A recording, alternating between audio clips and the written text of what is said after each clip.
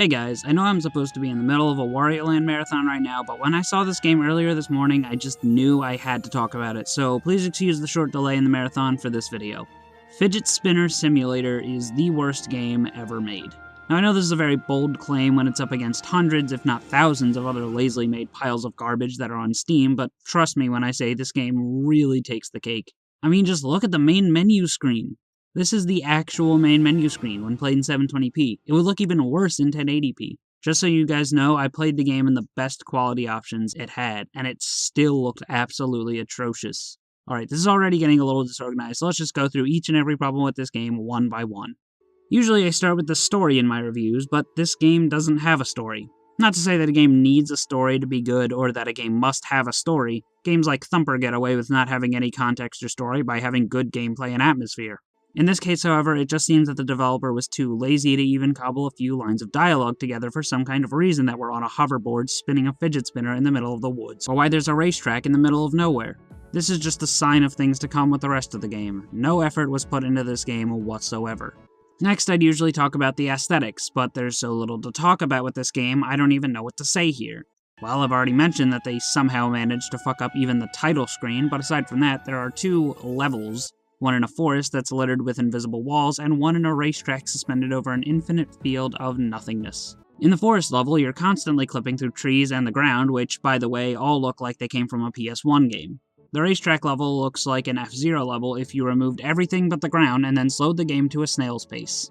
Even the ground textures look like shit. Every time there's a turn in the track, you can see the lines separating the two different bits of ground used to make up the track. As for the music, it's all generic stock shite that I would say is stolen, but I can't exactly pin down from where, so I'll just move on.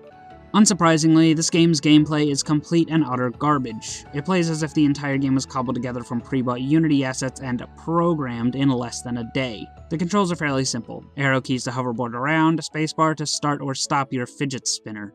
You would think that with how simple the controls are, they would mostly work as intended, right? But no, of course not. If you're playing the racetrack level, you'll randomly fall over for no reason, all the time, and when you do, you can't get back up. What you can do is continue moving until you clip through the railing on the side, which you would think is there to keep you from falling off, leaving you to fall to the bland, textureless wasteland below. Sometimes you won't even land on the ground, you'll just clip right through and fall infinitely into the outer space skybox while the camera attempts to give you a seizure. Because of the clipping and the tripping, I didn't manage to get more than a few feet from the starting line after multiple attempts.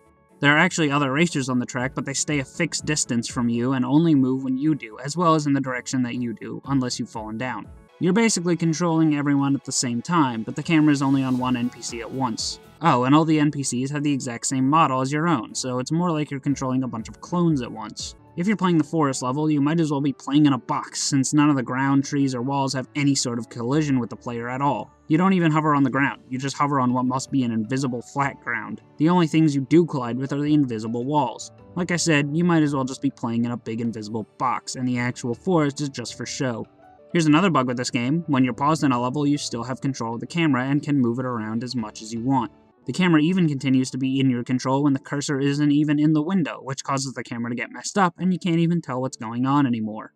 Even the achievements are stupid. All but two of them are given to you in a matter of seconds from booting up the game, and the other two are just stupid. One is given to you for playing the game for 3,000 hours, which I honestly don't expect anyone to ever waste that much time for, and the other just says, "Funny dunny, I has fun, me likey." For a game that's clearly trying to pander to either the dumb children that like fidget spinners or the people that ironically play bad games about things like fidget spinners, the achievements are really using some outdated memes. I don't see how anyone could find this shit funny, even in an ironic way. Most of the achievements don't even make sense, like Fidget Pyramid. This one is just given to you when you start a level, despite there being nothing in the game to do with pyramids or Egypt at all. It's just there for the haha epic memes.